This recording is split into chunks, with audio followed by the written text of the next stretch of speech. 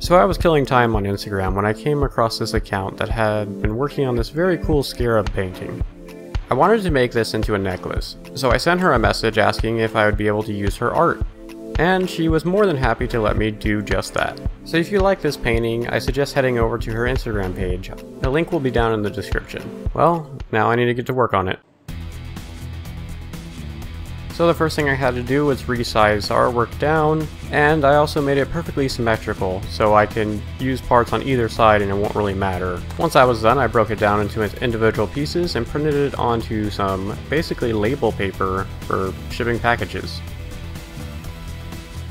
So now I'm going to cut out all these pieces, and make sure to keep a decent amount of paper on the outside of them. You don't want to cut directly on the lines. It makes it so they peel up a lot easier when you're sawing through them. So if you have paper going beyond the actual lines, you have a better chance of it not peeling off.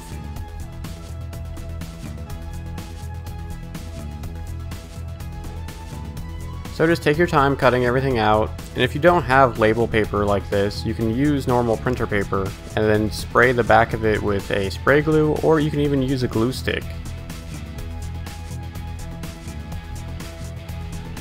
So here's some copper sheet metal I got from Hobby Lobby. It was $7.99, but I didn't pay that because there is a 40% coupon you can get on one item. So if you use that and just get one item, you're good.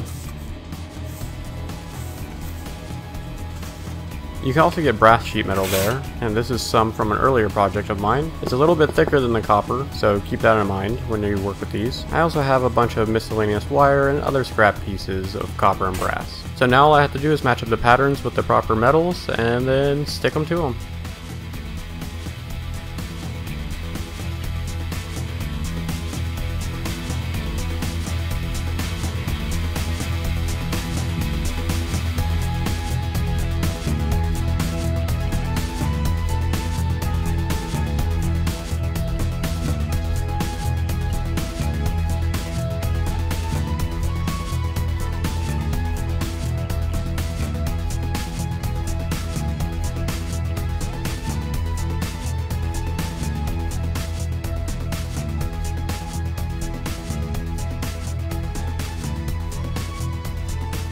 If you happen to rip any of the pieces and it's a clean rip, you'll be able to just stick the sticker onto the metal matching up with it, and it should work fine.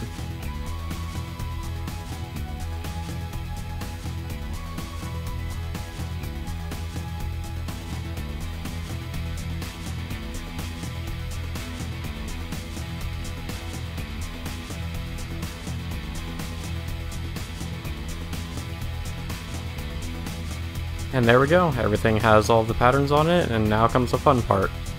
Sawing.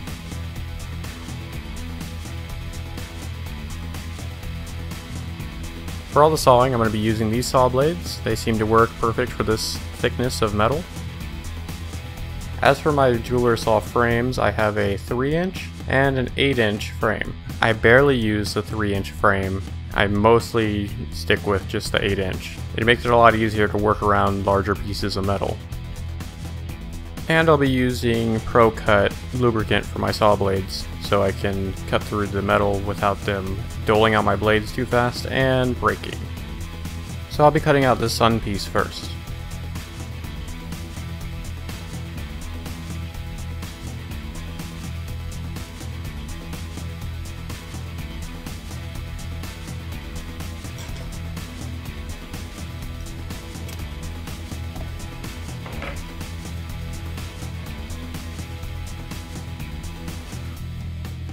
Once I got that main piece out, now I'm going to cut the lines in where the sun rays are.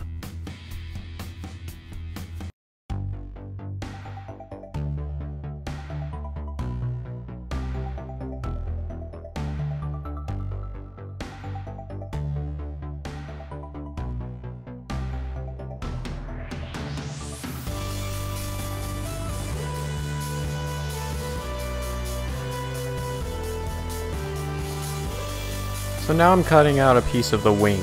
This is going to go on top of the wing to give it a little bit more depth to it, so the little feather parts look like they go into it. So after realizing my shot angle for the sawing was not the best, I changed it to an overview and started back up on the wing itself. For the wing, I'm just cutting the outline of it, and then once it's done, I'm going to go in and cut the actual feathers out, or at least the lines in the feathers, to give it some more detail.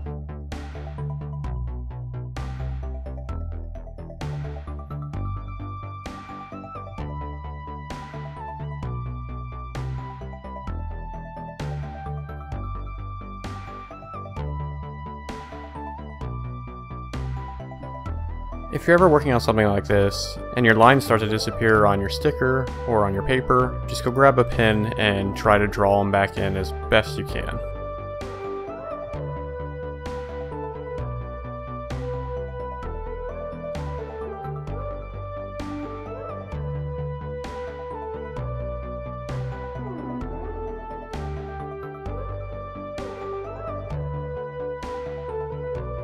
And there we go.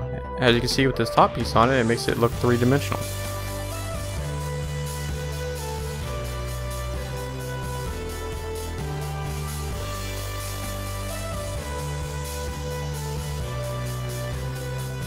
So I'll be cutting out the back plate of this piece now, and I'm using my 8-inch saw. The reason why I'm doing this is because I'll be able to maneuver around the piece without the saw coming in contact with the metal and stopping me, like the 3-inch saw would.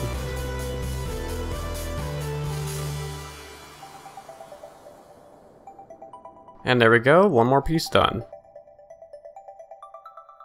So now let's get everything else cut out so we can start soldering soon. Just sit back and enjoy the music.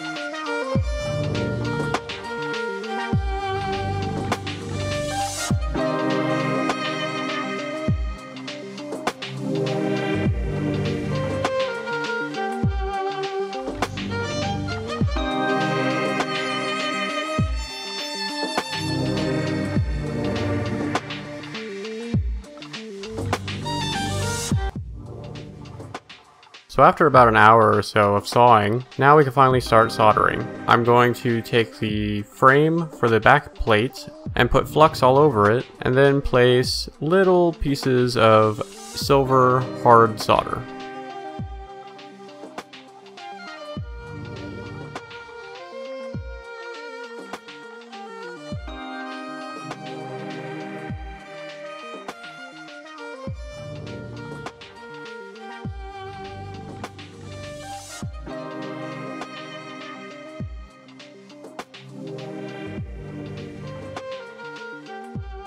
Once all that's done, it's time to start actually making the solder flow onto this piece, and being very careful not to melt it since it's so thin and made of brass.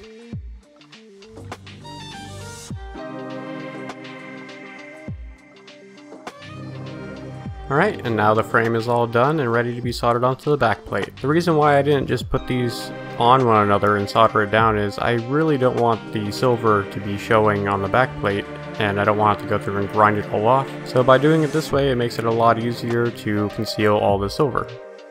So unfortunately my camera wasn't recording when I soldered this whole piece, but here's the aftermath of it, and as you can see it is very fire scaled and it needs massive cleaning, and you might notice that it has a slight bend to it. So when you heat something this big, it tends to warp a little bit, so I'm going to have to go back and work on this a little bit with a hammer to straighten it out. So now I'm going to do the pieces that go on top of the wings, the same way I did the frame for the back plate, and these are very tiny and they can melt very easily. So if you do something like this, be very careful.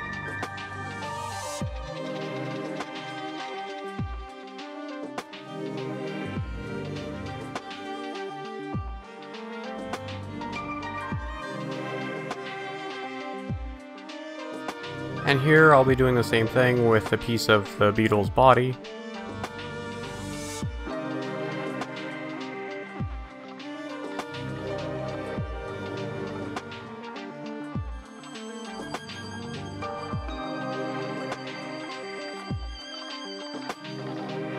So when it comes to the sun piece, I want to put the solder near the center of it and not on the cut lines. The only reason for this is it's going to leak through to the other side most likely, and then I have to clean up the other side. So once it's flipped over and actually soldered flat, I won't have to worry about this as much.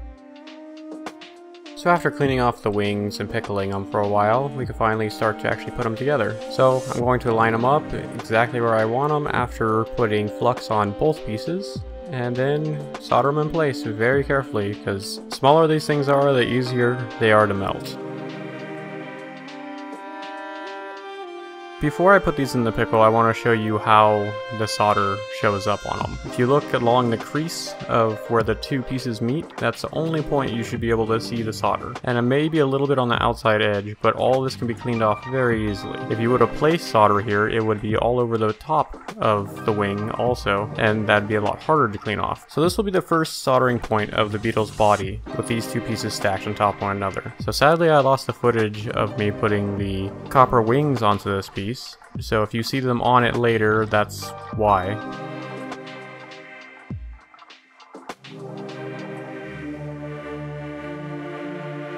After removing the wings from the pickle solution, I clean them off with a wire brush to see what I have to work with and where the solder is flowed to.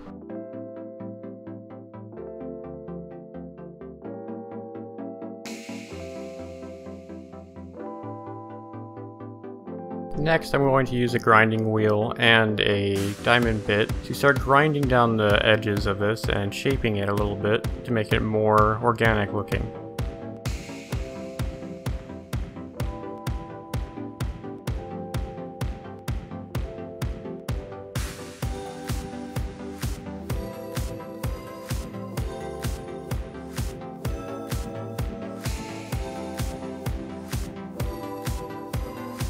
So here's a look at everything all cleaned up and test fitting it into the piece and seeing what I need to change or what I need to move around.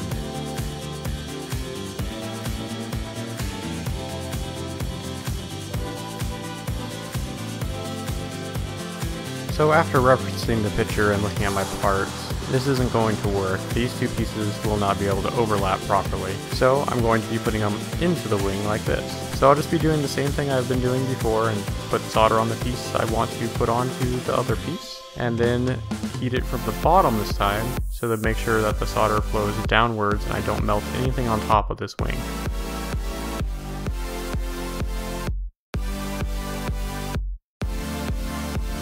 So now I'm going to anneal a brass strip. This will turn into our bezels because we're going to be adding stones to this piece.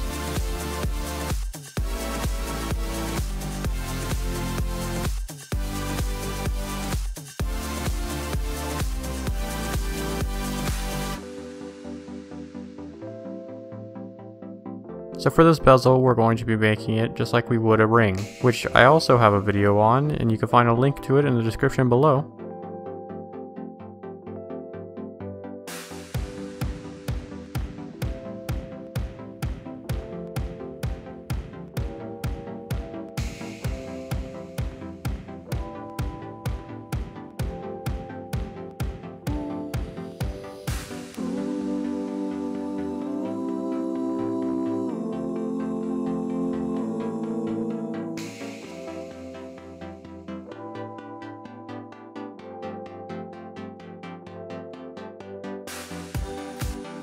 So this is the stone we're going to be using for this piece. I'm going to have to cut it down, and I'm also going to have to cut down this bezel so it's a little bit shorter so it fits this stone properly. So after cutting down that bezel to the right size and pickling it, I'm going to solder it to the sun piece now. That's where our stone is going.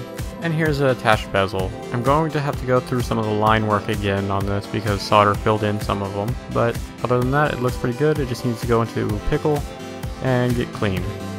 I also made a small bezel for the head of the beetle body, using the similar technique to the ring, besides I had to smash it down a little bit to make it oval. So here's everything put back together again to mock up where everything is going to be, so I could plan out how I'm going to solder this all together. So that's it for this part of this. In part 2, I will be soldering the rest of this together, cutting stones, polishing, and finishing this entire piece. So if you'd like to see part 2, make sure to subscribe, and I'll see you in the next video.